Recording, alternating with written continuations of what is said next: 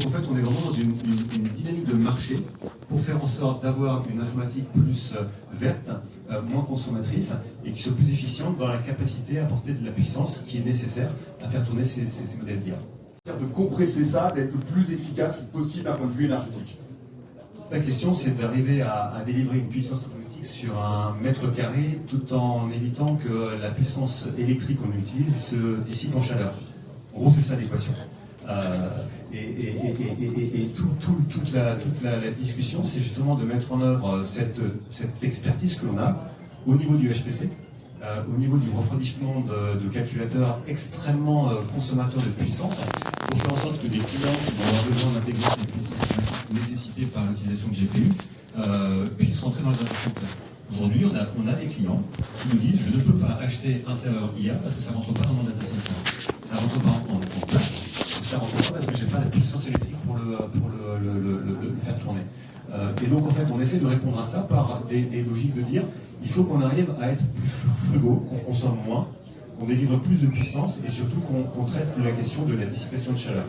Aujourd'hui, un data center, en moyenne, ça dissipe 60% d'énergie du tout consommé. On appelle ça le PE, c'est un terme technique, mais il faut savoir que quand je dois délivrer une unité de puissance, ben, je vais gaspiller en plus 60% d'énergie.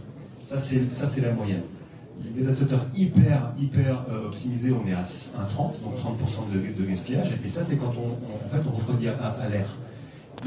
Le prochaine étape, c'est d'aller chercher le refroidissement à l'eau et d'aller tendre vers 1 pour faire en sorte de vraiment utiliser le watt de puissance pour faire que de la puissance informatique. Ah, pour refroidir. Pour refroidir. Donc en fait on refroidit à l'eau et en fait on n'utilise pas d'énergie pour refroidir le système. Et donc on va vers de plus en plus des environnements qui vont utiliser l'eau. Et donc en fait c'est tout bête, c'est un serveur avec un radiateur à l'intérieur. Donc en fait quand on regarde, ça a l'air un peu basique. C'est un peu de technologie, un peu d'ingénierie, ça fait 10 ans qu'on travaille dessus, on en est à la 6e génération de système. Et ça permet justement d'amener une efficience énergétique qui en fait à 3 effets. On consomme moins, on libère de la place dans le serveur parce qu'il n'y a plus de ventilateur, et donc on reconsomme moins parce que le ventilo ça consomme. Et puis derrière, comme on enlève des ventilateurs, on met plus de processeurs, de GPU. Donc on ajoute de la puissance. Et donc on est vraiment sur une optimisation des data centers. Et ça, c'est la grosse tendance qui va arriver. Vous allez voir chez vos cloud providers, vous allez le voir au niveau de vos stratégies informatiques. Et ça touche tout le monde. Ça touche vraiment des grosses, des moyennes, des petites entreprises. Parce qu'en fait, on a de plus en plus de contraintes réglementaires au niveau de la RSE.